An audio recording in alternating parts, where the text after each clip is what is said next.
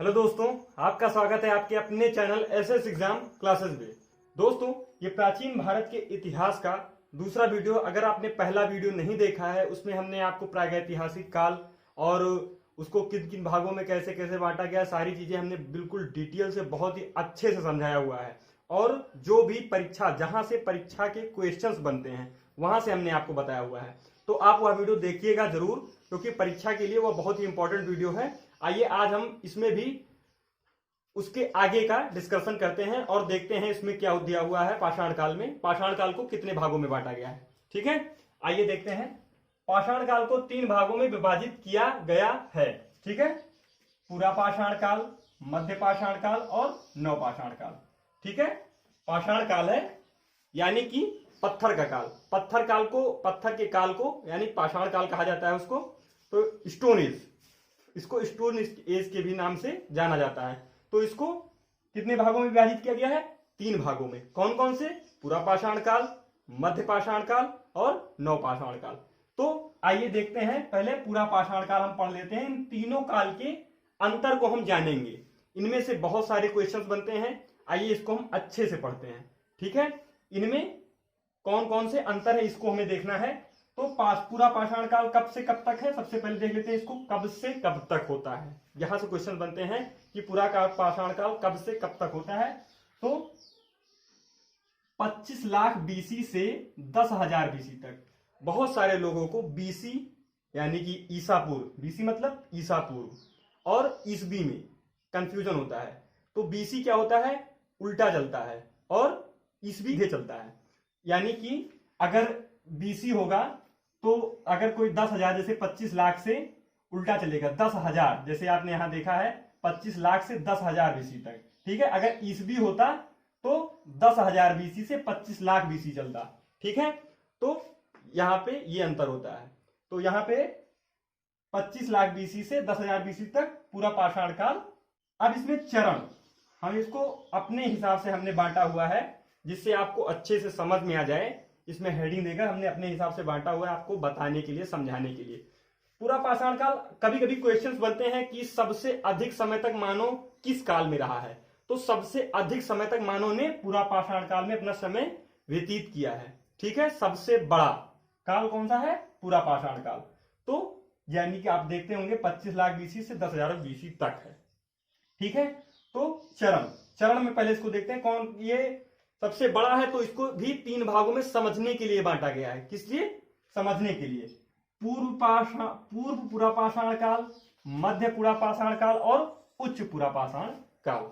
ठीक है, आप इसको ध्यान रखिएगा। आइए लक्षण देखते हैं इसके, किनके आधार पर इनको बांटा गया है। ठीक है, मतलब पूरा पाषाण काल को, पूरा पाषाण काल में ऐसा क्या था जो मध्य पाषाण काल में नहीं था और उसमें नहीं था, मतलब दोनों से कॉमन है फिलहाल। आइए पहले इसको देखते हैं, उसके बाद हम आपको अच्छे से आगे समझाएंगे। तो आखेट, ठीक है, यानी कि शिकार करते थे वो लोग। और खाद्य संग्रह, खाद्य संग्रह का मतलब ये होता है कि जो मानव रहते थे वो अपने मतलब खाने के लिए कहीं पे, जैसे एक स्थान पे रुके हुए हैं, उदाहरण के लिए एक स्थान पे कहीं पे वो रुके हुए हैं, वहां पे वो शिकार करते थे जानवरों का। जानवर अगर वहां पे कम पड़ जाते थे या खत्म हो जाते थे, तो वहां से वो हटके दूसरे स्थान पे जाके रहने लगते थे। वहां पे फिर शिकार करते थे, फिर वहां पर खत्म हो जाता था तो आगे फिर जाते थे, फिर दूसरे स्थान पर। तो इसीलिए खाद्य संग्राहक थे वो। ठीक है, आइए देखते हैं औजार, कौन कौन से औजार वो प्रयोग करते थे। तो क्वाडजाइड सल्क, यानी कि ये बड़े आकार के पत्थर होते थे, उनको काट कर ये औजार बनाते थे। ठीक है, और उसके बाद ये क्या है? महत्वपूर्ण स्थल। इनके पूरा पाषाण काल के कहां पे इनकी साक्ष्य मिलते हैं। ठीक है, पूरा पाषाण काल के कहां पर साक्ष्य मिलते हैं वो यहां पे बताया है। अतिरम पक्कम, ठीक है, अतिरम पक्कम तमिलनाडु में है, और हथनौरा एमपी। अतिरम पक्कम और हथनौरा, यहां से मानव के, ठीक है, मानव के खोपड़ी के प्रथम साक्ष्य मिले हैं। मतलब पूरा पाषाण काल के जो मानव थे उनकी खोपड़ी यहां पे सबसे पहले प्राप्त हुई है। आइए देखते हैं मध्य पाषाण काल। ठीक है, इसमें कौन कौन से साक्ष्य आपको मिले हैं। आइए देखते हैं। इसमें से क्वेश्चंस जरूर आएंगे दोस्तों, यहीं से क्वेश्चंस आएंगे। अगर मध्य पाषाण काल से अगर कोई भी क्वेश्चन बनता है तो 100% यहीं से क्वेश्चन आना है। ठीक है, आइए देखते हैं। मध्य पाषाण काल 10,000 बीसी से वह क्या, पूरा पाषाण काल कितना था, 25 लाख बीसी से 10,000 बीसी तक। अब मध्य पाषाण काल 10,000 बीसी से 4,000 बीसी तक। ठीक है, 10,000 बीसी से 4,000 बीसी तक। आइए देखते हैं लक्षण। इसमें क्या था, वो आखेटक भी बने रहे, मतलब शिकारी भी बने रहे, और खाद्य संग्राहक भी बने रहे। इन दोनों में कोई अंतर नहीं हुआ उनका। और यहां पे एक चीज जुड़ गई, क्या जुड़ गई, पशुपालन की शुरुआत उन्होंने करना शुरू कर दिया। और सबसे पहले पशुपालन किसका किया था, कुत्ते का। ठीक है, कुत्तों को उन्होंने पालना शुरू किया। इसके दो कारण थे, क्योंकि वो शिकार करने में भी कुत्ते सहायक थे और सुरक्षा के दृष्टि में भी काफी अच्छी भूमिका उनकी होती थी, इसीलिए उन्होंने कुत्तों को पालना शुरू कर दिया। ठीक है, और औजार, औजार आइए देखते हैं। आइक्रोलिय सूक्ष्म पत्थर। ठीक है, ये सूक्ष्म पत्थर होते थे, उन्होंने बड़े पत्थरों का यूज करना बंद कर दिया, छोटे छोटे पत्थरों के औजार बनाना शुरू कर दिए थे वो। आइए देखते हैं महत्वपूर्ण स्थल। ठीक है, महत्वपूर्ण स्थल इसमें कौन कौन से हैं, यहां पे चौपानी मांडो, यूपी से कुछ मध्य पाषाण काल के साक्ष्य मिलते हैं। सराय नहराय से कुछ मिलते हैं। ठीक है, यूपी। और वागौर राजस्थान। ठीक है, वागौर राजस्थान से कुछ मध्य पाषाण काल के साक्ष्य मिलते हैं। और आदमगढ़, आदमगढ़ एमपी, एमपी में पशुपालन के कुछ साक्ष्य मिले हैं कुत्तों के। ठीक है, आइए देखते हैं। अभी यहां पे आप नोट कीजिएगा, हम यहां पे तीनों काल के साक्ष्य जहां पे मिले हैं वहां पे हमने आपको समझाया हुआ है कि वहां पे तीनों काल के कहां कहां से साक्ष्य मिले हैं।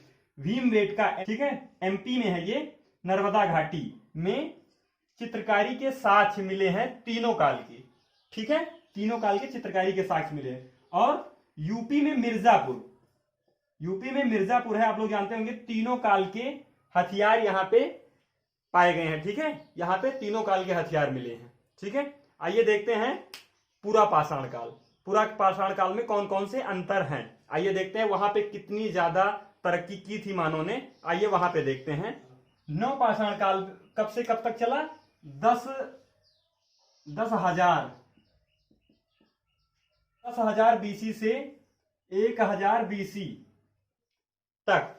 10,000 बीसी से 1,000। आपने देखा होगा कि मध्य पाषाण काल भी 10,000 बीसी से 4,000 बीसी तक, ये दोनों एक साथ ही चल रहे थे दोस्तों। मध्य पाषाण काल और नव पाषाण काल, ये दोनों एक साथ ही चल रहे थे। कहीं पर कुछ अच्छी सुविधाएं मानव ने विकास कर लिया था तो उसको नव पाषाण काल कह दिया गया, और कहीं पर मानव विकास नहीं कर पाए थे तो वहीं पे दोनों एक ही सिमिलर साथ ही चलने वाले थे। तो जहां पे विकास ज्यादा हो गया था वह नव पाषाण काल कहा गया, और जहां पे कम विकास हुआ था वह मध्य पाषाण काल। यानी कि वह 4,000 बीसी तक था। यहां पे एक ही चीज आपको ध्यान रखना है, वह 4,000 बीसी तक था और यह 1,000 बीसी तक है। ठीक है, तो आइए देखते हैं इसके लक्षण कौन कौन से थे। यहां पे पशुपालन तो वो पहले से ही करते थे। कृषि, यहां पे कृषि ज्वाइंट हो गया। और समाज, वो अस्थाई रहने लगे। जब वो कृषि खेती करने लगे तो उनको अस्थाई रहना पड़ा। ठीक है, क्योंकि कृषि एक दिन में तो होता नहीं है, वहां पे 6 महीने साल भर का समय लगता था, तो इसीलिए उनको एक साथ रहने और समाज अस्थाई, मतलब एक साथ रहना और अस्थाई निवास करने लगे। ठीक है, वो रहने लगे। आइए देखते हैं औजार कौन कौन से प्रयोग करते थे। स्लेट के बने हुए, ये बहुत ही छोटे पत्थर होते थे, उनके स्लेट पत्थर का नाम था। स्लेट पत्थरों के बने हुए औजार होते थे वो। ठीक है, महत्वपूर्ण स्थल, महत्वपूर्ण स्थल कौन कौन से हैं।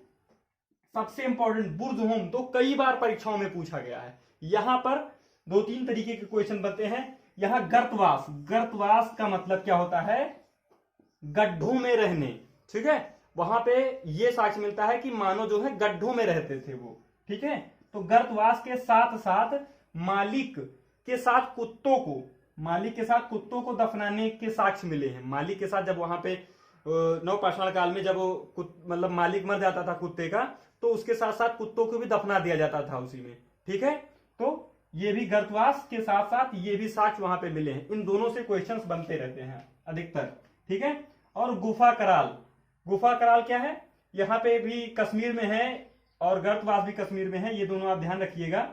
तो ये यहां से भी मतलब नवपाषाण काल के यहां से भी साक्ष्य मिलते हैं, और चिरान बिहार यहां पर भी नवपाषाण काल के कुछ साक्ष्य मिलते हैं। और यहां पे देखिए कोल्डियावा यूपी, यहां में चावल के प्रथम साक्ष्य मिले हैं, चावल के। यहां पे एक चीज ध्यान रखिएगा दोस्तों, अगर चावल के प्रथम साक्ष्य पूछता है आपसे तो आपको क्या करना होगा, कोल्डियावा यूपी पे ऑप्शन। लेकिन अगर कृषि का पूछता है तो मेहरगढ़, ठीक है। कृषि के प्रथम साक्ष्य कहां से मिले हैं, तो मेहरगढ़ से कृषि के प्रथम साक्ष्य मिले हैं, ठीक है दोस्तों। कृषि के प्रथम साक्ष्य कहां से मिले, मेहरगढ़। और चावल के प्रथम साक्ष्य कोल्डियावा यूपी, ठीक है। आइए कुछ खोज और देख लेते हैं। आग की खोज कहां से हुई थी, आग की खोज यहीं पे हो गई थी। आग की खोज पूरा पाषाण काल में आग की खोज हो गई थी, लेकिन सही से प्रयोग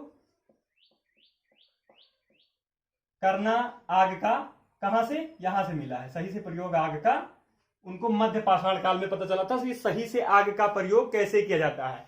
और नवपाषाण काल में पहिए की खोज हो गई थी, जीवन चक्र जो पहिए की खोज हो गई थी, ठीक है। और समाज, यहां पे आपने पढ़ा है समाज, और ठीक है। तो इतना हमने कंप्लीट किया है। इसके आगे हम आने वाली अगली वीडियो में आपको पढ़ाएंगे। आज के लिए यहां क्लास खत्म करते हैं। और दोस्तों इसी के साथ साथ हम आपको बहुत ही महत्वपूर्ण जानकारी देना चाहते हैं। जैसे ही हमने इतिहास की सिलेबस शुरू किया है, इतिहास हमने पढ़ाना से शुरू किया है, जिसमें हम आपको प्राचीन इतिहास, मध्य इतिहास, आधुनिक इतिहास, तीनों इतिहास क्रम वाइज परीक्षा को दृष्टि में देखते हुए हम आपका कंप्लीट करवाएंगे। उसी प्रकार हम मैथ की भी क्लासेस लेकर आने वाले हैं। इसके लिए आप हमारे चैनल को सब्सक्राइब कर लीजिएगा और बेल आइकन दबा दीजिएगा, जिससे आने वाली वीडियो का नोटिफिकेशन आपके पास आता रहे। और वीडियो अच्छा लगा हो दोस्तों तो लाइक करना ना भूलें, इससे हमें मोटिवेशन मिलता है, जिससे आने वाली वीडियो में आपके लिए और भी अच्छा करने की पूरी कोशिश करेंगे। और अगर आपका कोई क्वेश्चन या सुझाव है तो कमेंट बॉक्स में जरूर लिखिएगा, हम उसका जवाब देने की पूरी कोशिश करेंगे। और आपको नीचे टेलीग्राम ग्रुप का लिंक मिल जाएगा, आप वहां भी ज्वाइन कर लीजिएगा, जिससे आपका कोई क्वेश्चन या डाउट हो तो आप उस पर भेजकर हमसे पूछ सकते हैं। हम या तो वीडियो के आने वाले वीडियो में हम उसका डिस्कशन करवा देंगे, या तो हम उसी में उसका सॉल्व आपको बता देंगे, जो भी होगा, ठीक है। तो उसको भी ज्वाइन कर लीजिएगा। धन्यवाद दोस्तों, फिर मिलेंगे आने वाले अगली वीडियो में। तब तक के लिए जय हिंद।